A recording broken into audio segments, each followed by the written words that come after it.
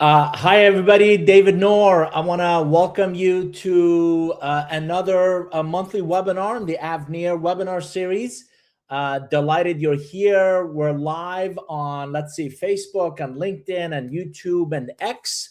If you haven't seen any of my previous sessions or know much about my work, for the last 2 decades, I've really been a student of business relationships and really studying how they work. Why are some dramatically more valuable in our work, in our lives than others might be? And how do we become more intentional in the relationships we choose to invest in? So in this session, and I do these monthly webinars, and they're a glimpse into what we're trying to build in the Avneer platform. So I'm coming to you from Silicon Valley. I come out here for a month at a time, really energized by the pace of innovation out here. Great team still in Atlanta, building our platform. We're making really great progress with our early access design partner customers. So I'll highlight that. But I really want to, in these sessions, I try to add value and try to really engage the audience. And I would welcome you, whichever platform you might be watching, to jump in with your questions, with your comments. And these are a combination of my observations, coaching, spending time with customers in our implementation, and more recently, our relationship concierge kind of effort. And I still see, and the point of this session, I still see a lot of professionals treat relationships like peanut butter, right? We are spreading we're going to talk about this, time, effort, resources, investments equally across everybody we know. And at a cellular level, I cannot articulate this enough. I can't be a strong enough advocate that I don't know, and let me preface this comment with, I don't know of a business that doesn't need net new business. We all need to find net new growth opportunities.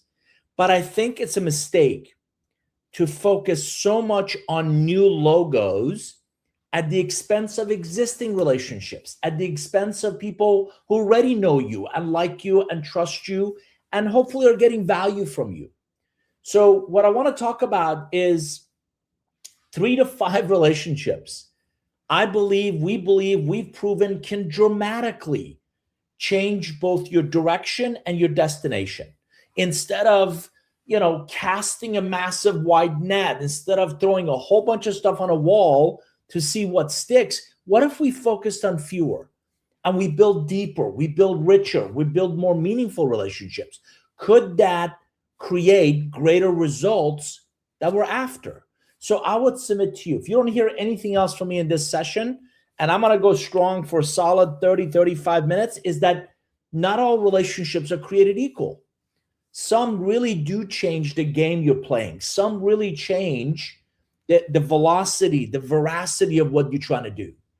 So jumping right into, and let me move a couple of screens around and jumping right into this content, right? The effort a lot of times is not the problem. The effort isn't the issue. The effort isn't what a lot of people are struggling with. The distribution is. So what does that mean? Most professionals aren't under networked. To the contrary, you want proof. You want that feel good euphoria. Look at your connections on LinkedIn. So a lot of people have a lot of contacts, right? And that's exactly they are. Here's the challenge that I'm seeing. You're over distributed, the peanut butter, right? You're spreading your time, attention, follow-up, value creation efforts across a whole lot of different people, a whole lot of different opportunities, right? Across often too many contacts. You're literally casting a net. You're casting a wide net to see, right, which ones you can bring into the boat versus how do I become a lot more intentional, a lot more focused, a lot more, right, strategic about it. And you wonder why none of it creates disproportional impact. So stalled growth isn't always a volume problem. I keep meeting people. I keep hearing about we need more. It's not bad enough that we're spamming 100,000 people. Can we go spam 1,000,000 people? Can we go send so much stuff? Can we beat them over the head? Have you seen those emails yet? I didn't see a reply to your first email, spam, by the way. So here it is again. By the way, bringing this back up to your attention. By the way, here's the 5th or 8th or 12th times that I'm pestering the crap out of you for something that's completely irrelevant. What you're struggling with is a lack of prioritization issue. And often that's a discipline. That's that going to the gym on a consistent basis. That's the flossing every day when you know it's really good for you. But how do we make sure, again, you're more intentional about doing that? So have you seen the relationship graphs that I think some of the latest tools and technologies can create? This is an example of what I want you to think of. This is, by the way, called social network analysis, and it's an example of what I want you to think about. Obsidian is the latest tool that allows you to map, right? This is an example of a relationship graph, but I want you to, map every contact you have or every piece of, content you have, and it could absolutely look and feel completely scattered. So how do you change that? How do you move beyond that? Well, there's a real fallacy of a flat network. And a lot of people treat their network as everyone matters equally. It doesn't. If you provide the same cadence, the same attention, the same level of invested time, your biggest enemy is time. Same generic follow-up. Right? I do this, then I do this, then I do this, then I do this with everybody. By the way, I have templates. Great. Where's the human element in that? Where's the nuances of relationships in that? How are you treating, even if they're in the exact same company, industry, business, how are you treating each relationship as unique? Or are you just churning through contacts? So look at the right-hand side. It feels thorough, it feels fair, but it produces an average return at best. Said another way, you have a lot of coffee meetings, you have a lot of, right, Zooms and Teams. Oh my Lord, I think it was about a week or so ago. I had 12 Zoom meetings in one day. End of the day, you're so exhausted. You're like, oh my God, another Zoom or Teams meeting, and the not so nice me is going to show up. That's peanut butter. We're spreading that across everybody. Relationships are not democracies. The strategic value is when you unevenly distribute your time, your effort, your attention. So Tyler is here. And by the way, I would encourage you, jump in. I want your comments. I want your ideas. I want your perspectives. If I say something that doesn't pass the smell test, not only I'm giving you permission, I'm asking you to say something. And please, by all means, I challenge my assumptions and assertions, right? I welcome that. So Tyler, personal, functional, strategic, absolutely. Every day, Tyler, this works in almost any pursuit. My focus is on professional relationships, right? Any pursuit. You want a revenue growth, you want to raise capital, you want to find new partners, you want to find talent, any one of these. I can point the right relationships and the right relationship focus, and we're going to talk about a return on your relationship investment. So thanks for jumping in. Chris McCarthy's in the house. LinkedIn has become like Facebook. Too social is lost its purpose of being a platform that connects professionals. Chris, absolutely. I posted today on the anti-sleaze antidote. Oh my God. You want to be nice. So you connect with people. Their very first message. Can I sell you something that I completely don't need, have an interest in? And that's the first pitch. And it's, again, I know they're good people. They're got a job to do. I get it. But what that screams is you don't understand relationships, because none of us, Wendy, Nora, and I just celebrated 30 years of our marriage. Nobody proposes to their significant other on the first date. And yet when it comes to our professional relationships, we want to do a brute force.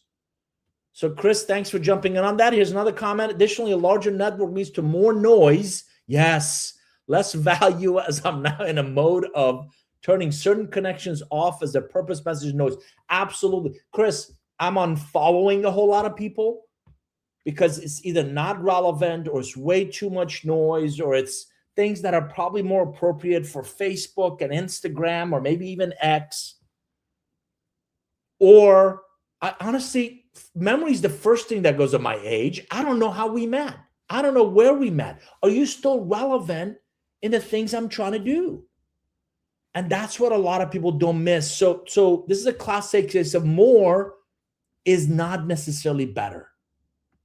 So it's the classic 80-20, right? The Pareto principle. If you know anything about this, you have a whole lot of people on the left. I want you to start looking at the graph on the left. You've got a whole lot of people on the left. And yet this. Only a small percentage of them are meaningful, relevant. Opportunities are going to come from. You're spending, said another way, I'm saying this respectfully, and let's just focus on revenue for a second. You're spending a lot of time, effort, resources with people who are never going to buy. They're not the right fit. It's not the right timing. They don't have the right budget. They don't have the right resources. They don't have a need, or the need isn't big enough or painful enough for them to move. So look at the right-hand side, the last several meaningful opportunities. How many, right? Do some introspection. Do some analysis of your own relationships. How many came from a trusted introduction? How many came from an influential advocate? How many came from a former client? I've always believed every referral is a recommendation.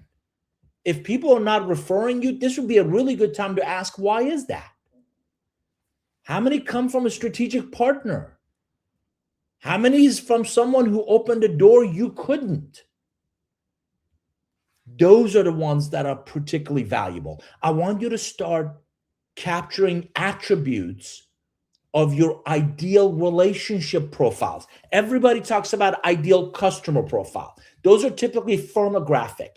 This size company, this many employees, this much in revenue, this geography, headquarters and offices, all of that, firmographic. You could add psychographic to it if you want.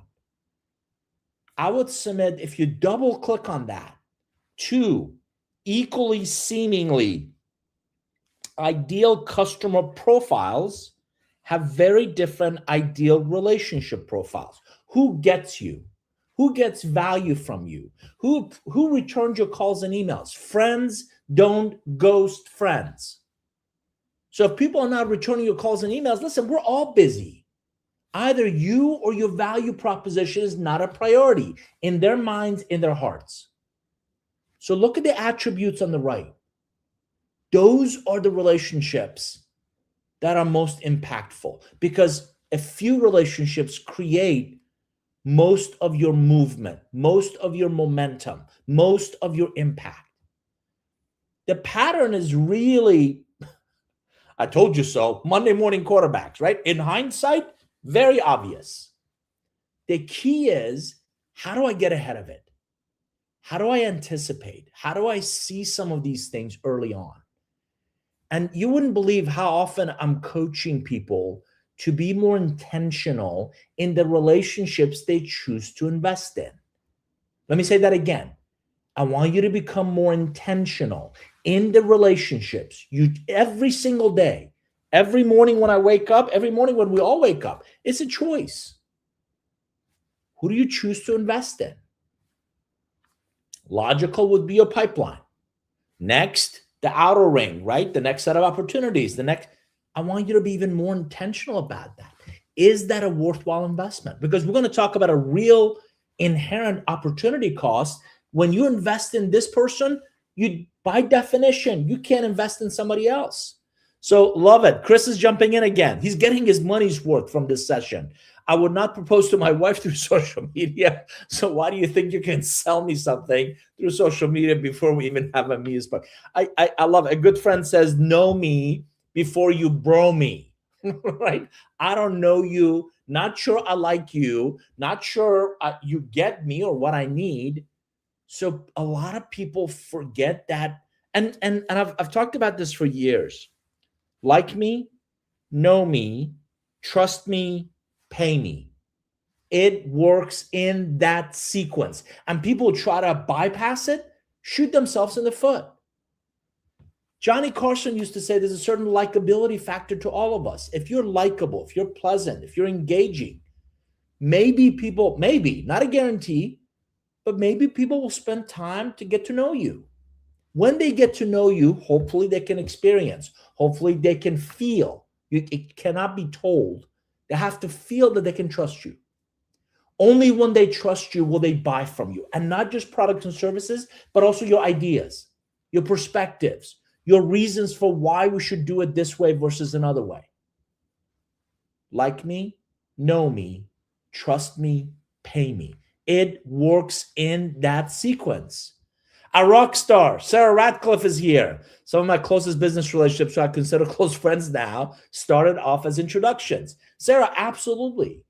And when we all do great work, when you do great work, so don't take anything away from that. You have to be competent, you have to be capable. But if you also are warm and engaging, and people, you don't create drama, you own up mistakes, all of these things makes you endearing, makes you like somebody I want to work with. Not only I have great experience with, I want to refer, I want to recommend you to others. So in a time when cold outreach is dying, a lot of really astute leaders and their teams are back to hand-to-hand relational combat. I spoke with a chief revenue officer a couple of days ago. They're doing dinners across 10 cities. And these dinners are 8 and 10 people. And it's not cheap, but you know what? It's a heck of a lot more impactful than let's send out 100,000 spam emails that nobody wants. I talked to somebody else. They're doing, I love this idea, custom blazers for men and women. I'm like, that can't be cheap. They're like, it's not. But it's a lot cheaper if you're looking just as a cost standpoint, and certainly a lot more intimate, a lot more impactful, right? Because you build a relationship. And a custom blazer, first one is a fitting. Second one is they come and try it on. Third, it's monogrammed on the inside. So it's something of high value, and it allows you to get closer to people that you want to get to know better. So whether it's dinners or other things, it doesn't have to be expensive. It does have to be thoughtful. It does have to be intentional. So scale without more headcount, right? One of the, again, misperception is we got to throw more bodies at it. The growth equation cannot require more bodies. It has to require better leverage. Again, left-hand side, the wrong growth equation. We often talk about more sellers. Let's just add more more partners, more outreach, more activity. Look at what that does. It increases your cost. It adds complexity and your need for headcount. The more bodies you add, the more bodies you need to manage those bodies you just added. Versus, how do we tighten the aperture on better relationships, greater leverage to create that disproportionate impact? How do we create intelligent and profitable growth? How do we create impact and efficiency and results without adding headcount? Without adding just, you've heard of tech debt, right? Whether we add a whole bunch of different technology tools or, right? You're adding relationship debt. Again, people who then need to manage other people, and we have meetings to discuss a meeting that's coming up for a potential meeting, and no, nobody needs that. So the question isn't how do we do more? The question is, where can our most impactful relationships, more meaningful relationships, that ideal relationship profile, where do we already have that? How do we create lookalikes? How do we create more of those that get us, like us, want to work with us?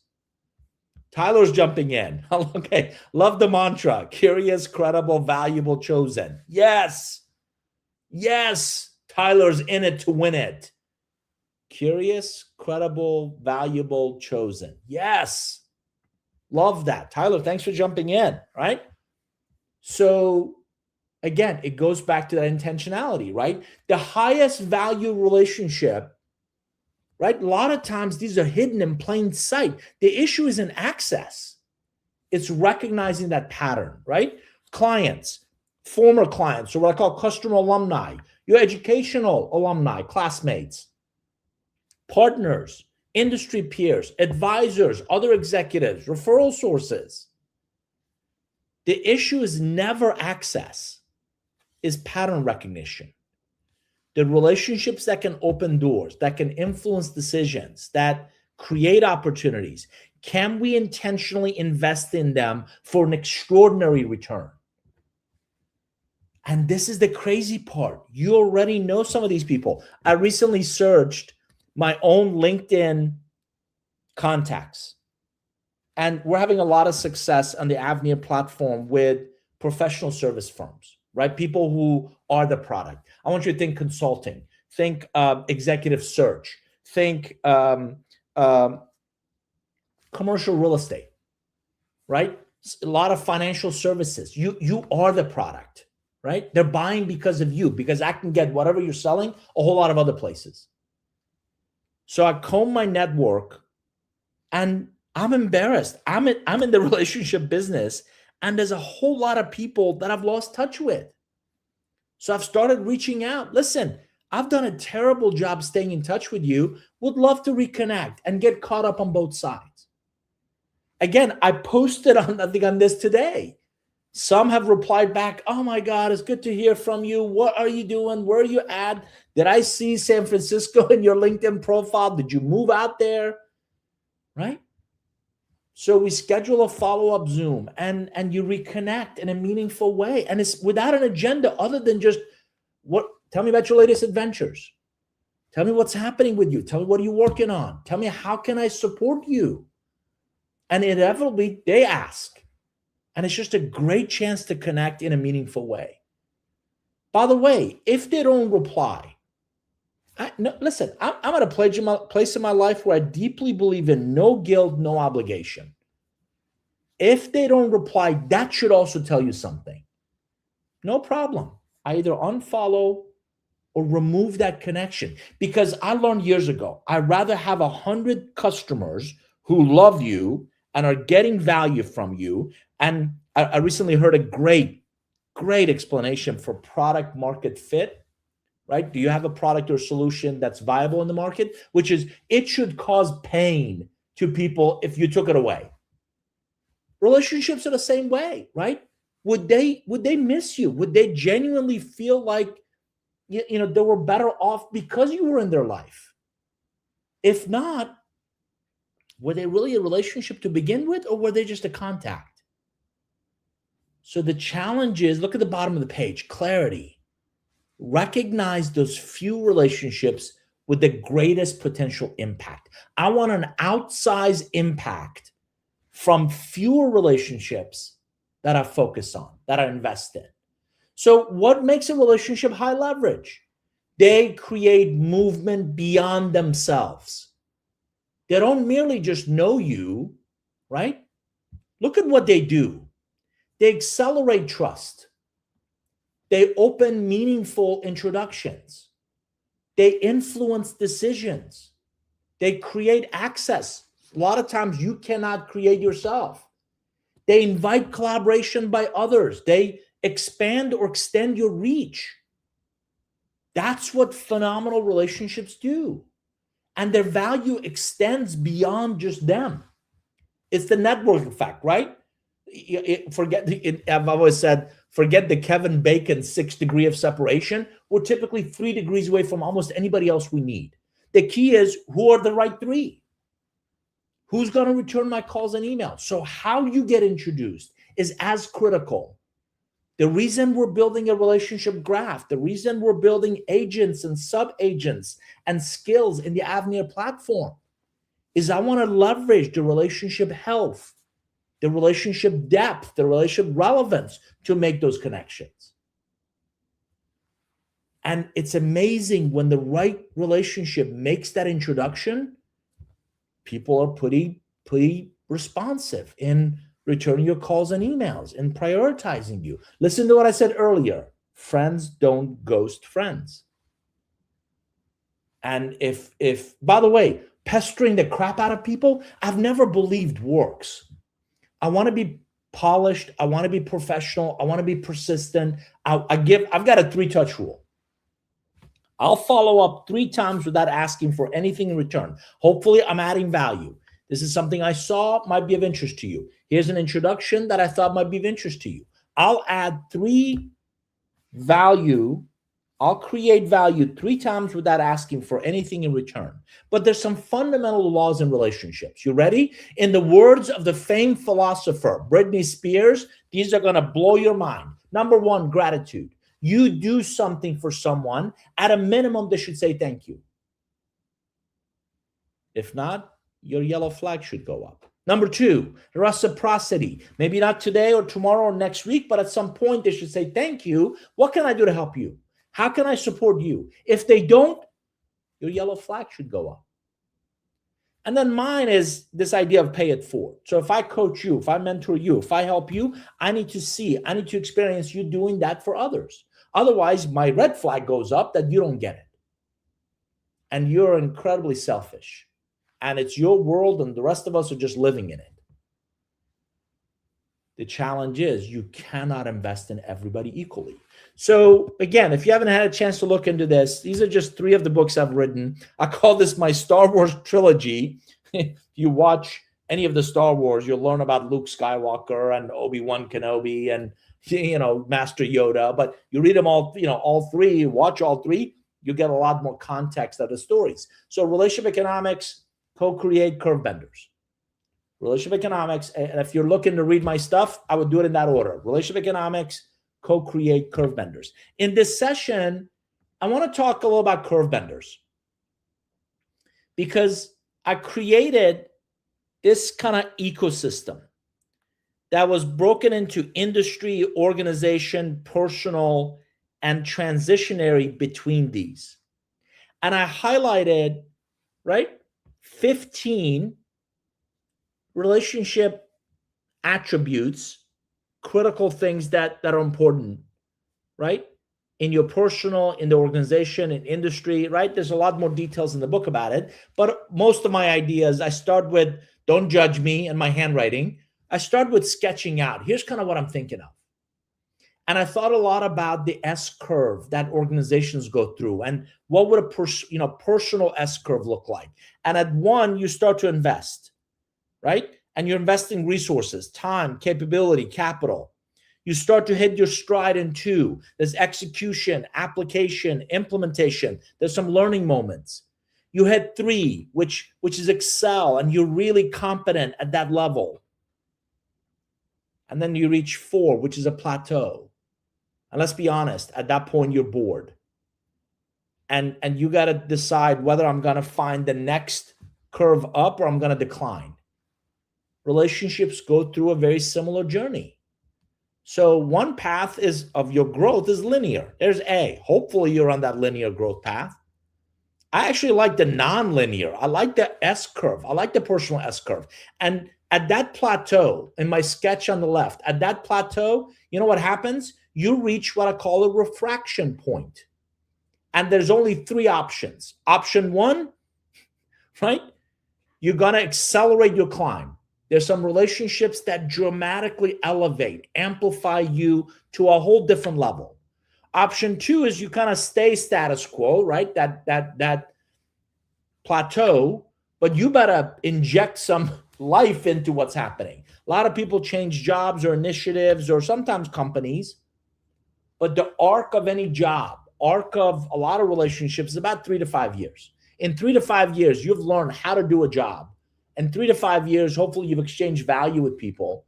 So you need to look for that opportunity for ideally A, if not B. If you do nothing, you suffer from what I call C, which is just this fall off. And in that curve bender discussion, right, really important to think about contacts versus connectors versus curve benders. These are not the same relationships. So a contact, right, you can see it on the screen. They know you. A contact knows you. A connector introduces you. You've seen these types of people, right? An advocate recommends you. Let me introduce you to so-and-so. Amazing. A sponsor uses their influence on your behalf. A curve bender changes the trajectory of what becomes possible. It's, oh my God, together we can do amazing things. It's often complementary skill sets. It's often, we're going to talk about some of this stuff, aligned values. We're on the same page, yin and a yang. They bring different lenses, different experiences to the table. They get you. 3, 4, 5 get you. They like you. They trust you. They like working with you. They want you in their lives. 4 and 5 have actually not just been promised value, but they've received value. They feel like they're better off because you're in their lives. The last category is not just deserves a disproportionate investment, it creates an unfair advantage. It creates an extraordinary return on that relationship investment. Way too many ones, we all have them. Hopefully some of the 2 we have them. We don't have enough 3s, 4s, and certainly 5s in our lives. They are not the same relationship.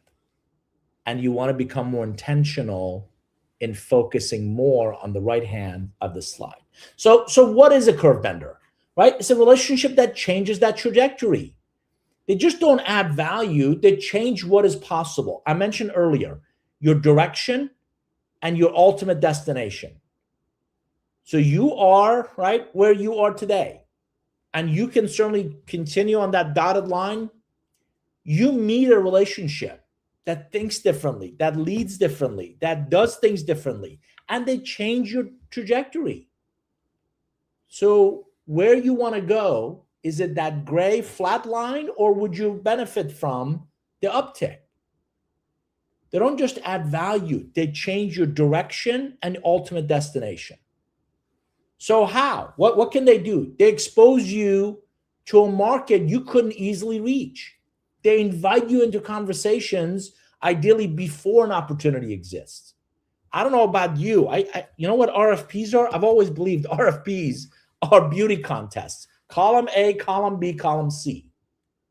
So when I get invited into something before they're thinking going to market, we're thinking about doing this. I love, I'm blessed. My legacy business, 90+% of it is either referrals, or they've read my work, or somebody else has recommended me. I love calls or emails. We're thinking about this leadership offsite. Would love to have you involved. We're thinking about this direction and where we're going, what we're doing. Would love your lens of perspective. We're contemplating this. I've been engaged by private equity firms. I've been engaged in M&A due diligence. We're thinking of buying this company. We're thinking of selling this piece of our business. And we want your relationship lens on that. Love that. So you don't have to go compete for it. Because of your credibility, because of your reputation, because of what you've done, because of who introduced you. They also, curve benders, there you go, accelerate your credibility with a decision maker. They create repeated downstream introductions that open net new doors. They help you see opportunities earlier. They expand, or a lot of times extend, your ambitions of what you believe you're capable of, or what you believe is possible. They don't simply add value. Liz Wiseman is a friend. She's written a book called The Multipliers. And this multiplier effect is exactly how I think about curve benders. those fewer relationships that just dramatically elevate your perspective, your lens, your capabilities. So what are the signals? I'm always a big believer of how do I start identifying some of these qualities, some of the signals in people that I meet, in people I interact with. Number one, highly credible. Highly, highly credible. Make no mistake about it. When they're respected by others and trusted in their area of expertise, we all have area of expertise. Number one, right? It's almost like do not collect $200, do not pass go, right? Highly, highly credible. Lived experiences. Strong ecosystem reach, right? They're very well connected across very key people, networks, pockets of networks. Again, we call those ecosystems. They're strategically relevant, right? If I start talking to my friends about cooking, they'll be like, wait, what? Because they know my favorite thing to make is a reservation, right? So are you strategically relevant to where people are trying to go? Are you aligned with priorities and future direction? By the way, if you don't know those, or if they don't know that about you, how can there be alignment? Generosity of access. If they're not willing to open doors and make introductions, have you earned it? They're generous. We're all busy. So when someone takes, I recently met a chief revenue officer out here in the Bay Area, and I like this guy. We hit it off, good chemistry early on.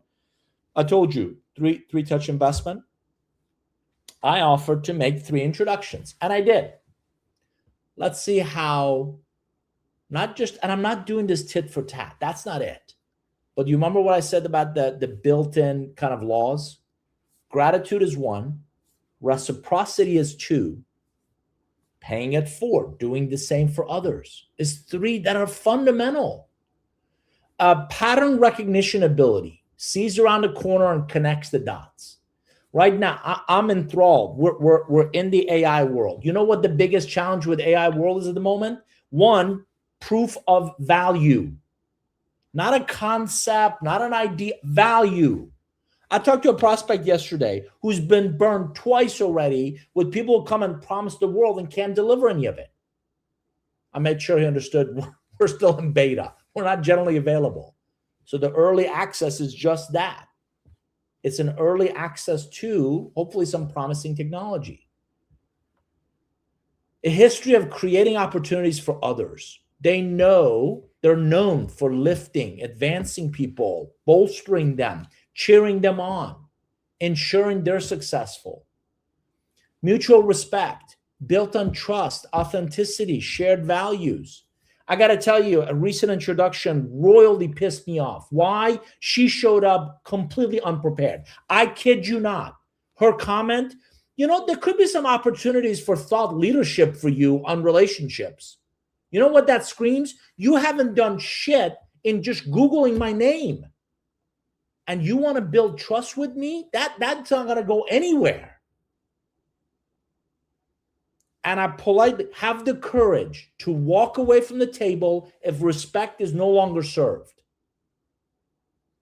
So if there's not mutual respect, why would I want to have anything to do with you? Alignment with where you're going. If we're not on the same page, have you ever had meetings with people like, are we in the same conversation? Are we in the same discussion? Because one of us might be in the wrong meeting. If there's not alignment with where you're going and how we're going to get there, and the journey isn't complementary or accelerates, one of the biggest undervalued assets in relationships is they should accelerate your ability to get things done. That's a curve bender. And by the way, influence without relevance is noise. They could be the most influential person in the car industry. Fantastic. That's not an industry I'm in. They could be amazing in the yacht brokerage business. Great. That's not a business I'm in. So a lot of people wish and hope and pray for relevance versus stress testing it. Is this person an enabler of where I'm going and how I'm going to get there. If not, good people, good intentions, assume good intent. I learned that from Bill Hogan, good friend. I love it. I love it every time I hear him say it. Assume good intent. But you know what? We're not on the same page, or we're not going down the same path or direction. If you just joined us, David Noor, we're talking about the 5 relationships you really need to focus on, 5 relationships that change everything, that are critical to your success. So here you go, the 3 to 5 relationship questions. And by the way, we're live on LinkedIn and Facebook and YouTube and X. I would encourage you, jump in, questions, comments. If you want clarification on any of this, by the way, I also give my audiences every chance I get, not just a permission, but I ask for, if I say something that doesn't pass your smell test, say something, because I don't want you to be stuck on one idea and not hear the rest of what I want to share with you. So we're talking about focusing your energy where it creates the greatest impact, right? And I love this question. If you could only invest in 5 relationships this quarter, who would they be and why? Just 5 of everybody you know. Of everybody you know, if you could invest in only 5 relationships, who would they be and why? Because I would submit they can't be your favorite people. They can't be just your largest clients or more your responsive contacts. Who doesn't like responsive relationships, right? We all want them. But if you focus on 5 relationships with the greatest potential to open new doors, influence decision makers, accelerate your progress, multiply or extend your reach, and really help you think through what's possible. Those are relationships with the power to move your priorities, create unbelievable impact, again, change your direction and ultimate destination. So the 5, the attributes I want you to look at are the green bottom of the page. Can they open new doors? Again, some of you know I'm spending a lot of time in Silicon Valley building up our AI platform. What's become a good friend, Rob Swanson, right? He's at California Bank and Trust. And before that, he was at Wells Fargo, and ton of great relationships. And he can absolutely open new doors, a lot of new doors to investors and other CEOs I don't have, right? Andy Grasso, another good friend in retained search, opening up and making introductions to other search leaders and influencing their decisions about our platform. Other friends who are accelerating our progress. Other friends that I had a great conversation with Jen Pointer earlier today. She hired me to speak at HPE, I want to say 20 years ago. And she has fantastic ideas about how we can create even greater impact. Sarah Radcliffe on our team.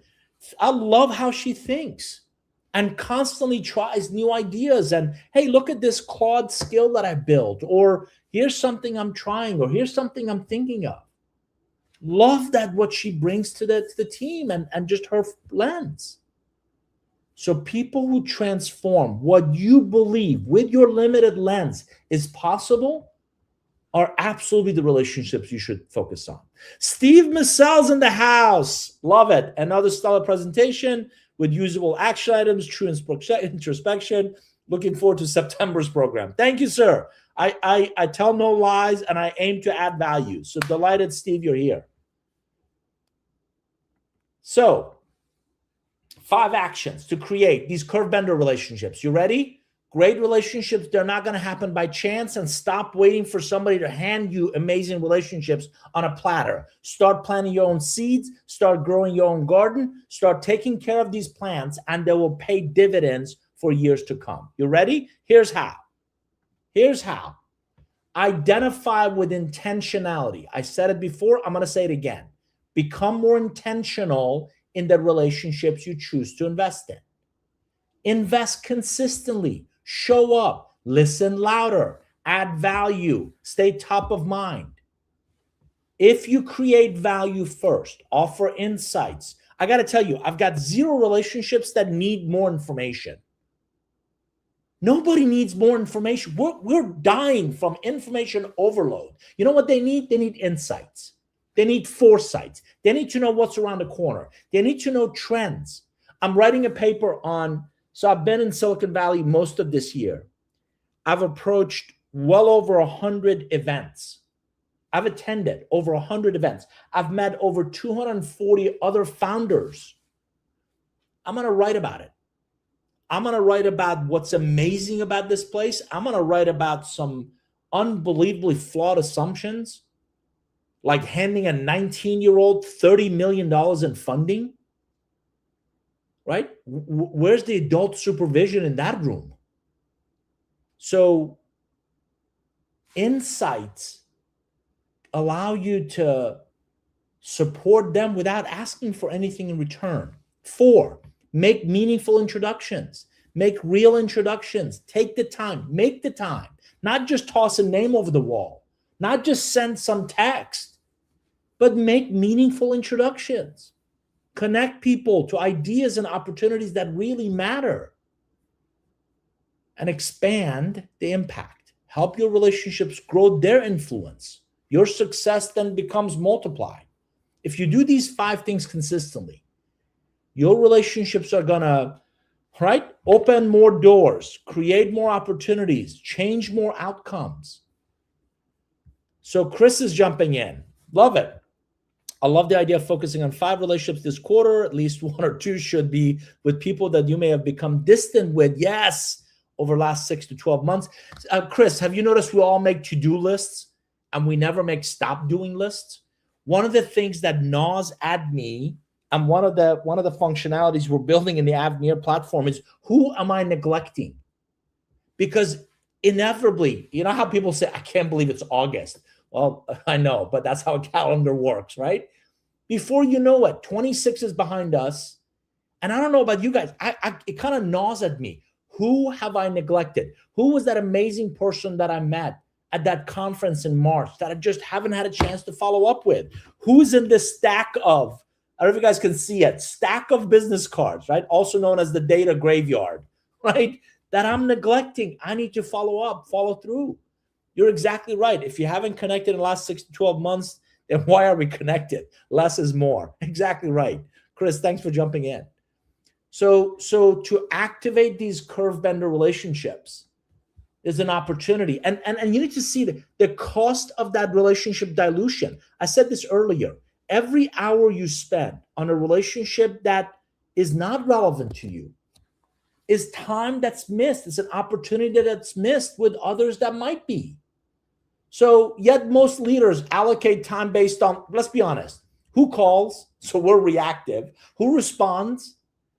Who do we like? We're human beings, right? Who doesn't want to be liked or appreciated? Who feels comfortable? Love talking to Beth. Oh my God, Beth is just so cool. Every time we talk, she just feels like a warm blanket. Love talking to Beth. Beth is never going to buy. Beth is never going to recommend you. Beth is not the right person. Beth is not strategic. Whatever. Great person, really comfortable, not a curve bender.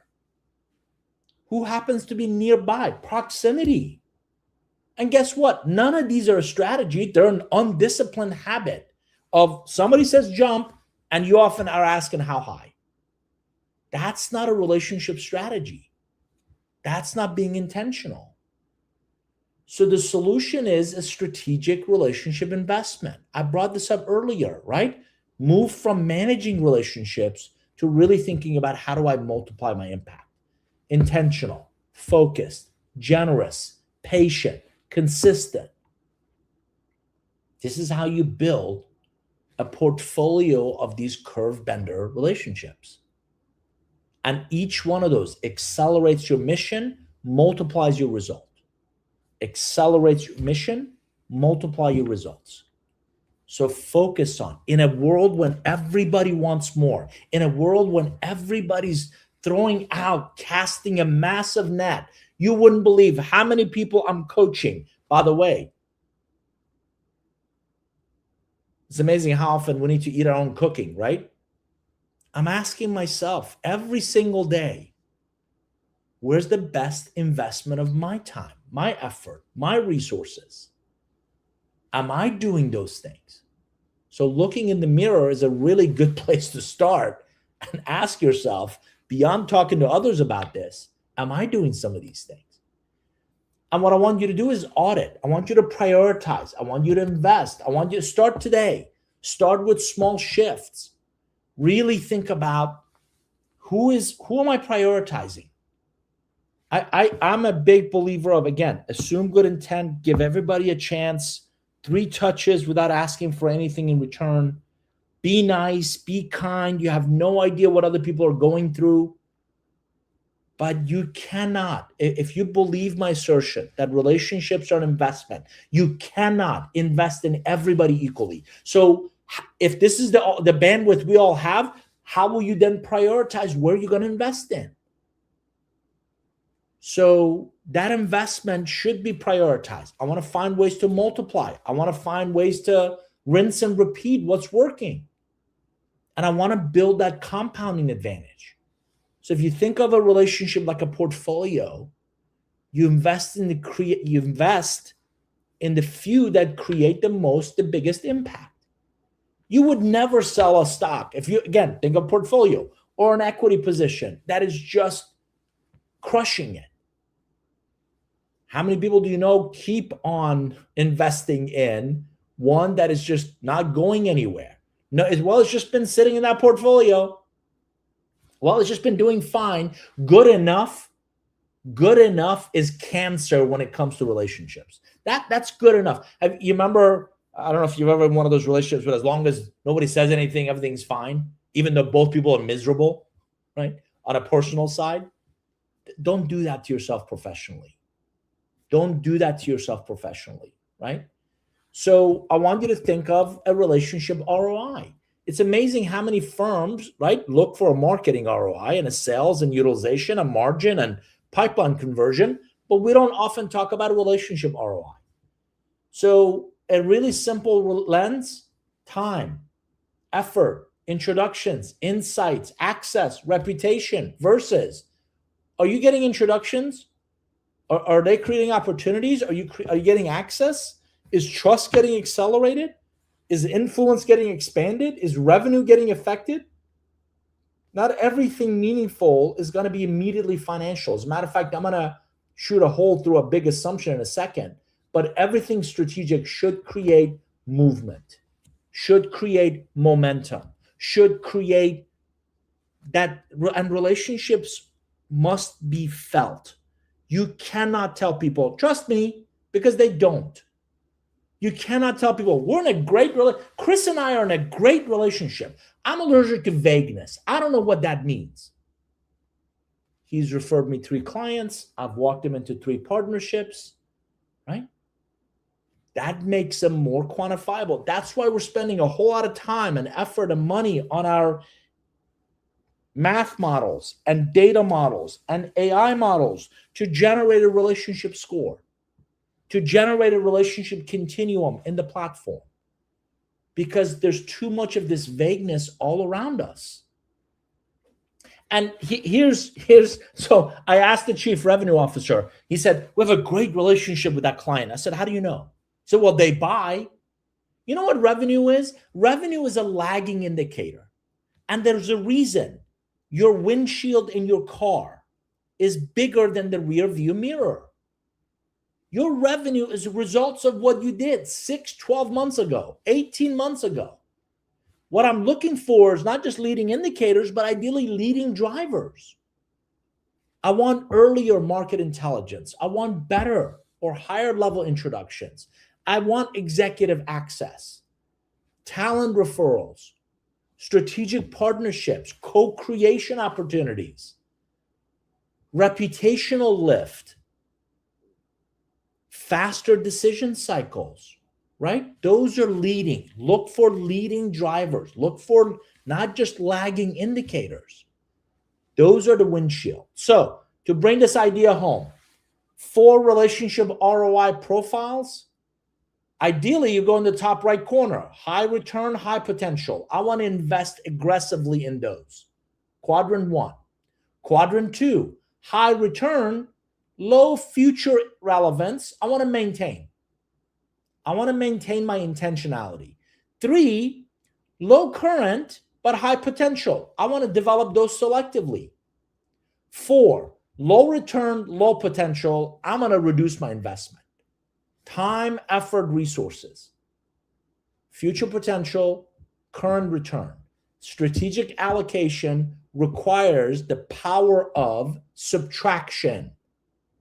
Of everybody you're spending time and effort and cycles with, who do you need to subtract? Subtraction is incredibly powerful. Make a list. I'm old school. OG. I'm making a list, right? Where am I investing? Where am I under investing? Make a list of each of those quadrants. Where do I need to amp up the investment? Where do I need to maintain? Where do I become a lot more selective? I often use this example. It's been a few presidents since I've dated, but do you ever remember trying to date somebody who doesn't want to date you? It's an uphill battle. And who wants to do that? So be intentional about those investments. And we got to stop feeding what I call zombie relationships. History is not future value. Some relationships are still around because of tenure. I've known that guy for 20 years. Familiarity. I'm familiar with them. I know how they're going to show up. Habit. Well, we kind of do the same thing over. Obligation and nostalgia. You remember the good old days? But they consume time, and not just time, effort and resources, without any kind of growth, without any kind of learning, without any kind of access. There's no influence. There's no reciprocity. So you're pouring good time, effort, money, resource investment into good people. Always believe good people, but relationships that aren't going to go anywhere. And not every old relationship deserves that renewed investment. Where you've been, right, versus where you're going. They were great in that phase of your life. They may not be relevant in this next phase of your life. And if you haven't looked up this process, again, I've been advocating this for 2 decades. Start with a goal in mind. Right side. Who do you need? Pivotal contacts. Who do you know? Your existing relationship bank. How do we make deposits? How do we make investments consistently? And again, one example of it. I've been talking about this relationship value pyramid for years. Not all relationships created equal. We're bringing that directly into the platform. And we're bringing it agentically into the platform. So talking about the platform, we've come a long way. There's now a mobile version. There's a desktop version. We have an early access partner program. There is a relationship assessment. So we'll follow up with you. If you're registered, we'll send you an email. There's a link to our relationship assessment. We're working on a position paper on return on relationship investments, like I talked about. Consider our early access design partner program. I'm very intentional about the people we add. We're really optimizing our efforts around a commitment. So do you believe relationships are critical to your success? Can we work together on access to the right data to really help? And then users, people that are going to actively use the platform and prove out some of our hypotheses. If these are useful to you, our next session together, 15th of September, on same time, Tuesdays, 1 p.m. Eastern, what they say when you're not in the room. It's one of my favorite sessions. One of my favorite topics is around influence and influence maps and influence ideas.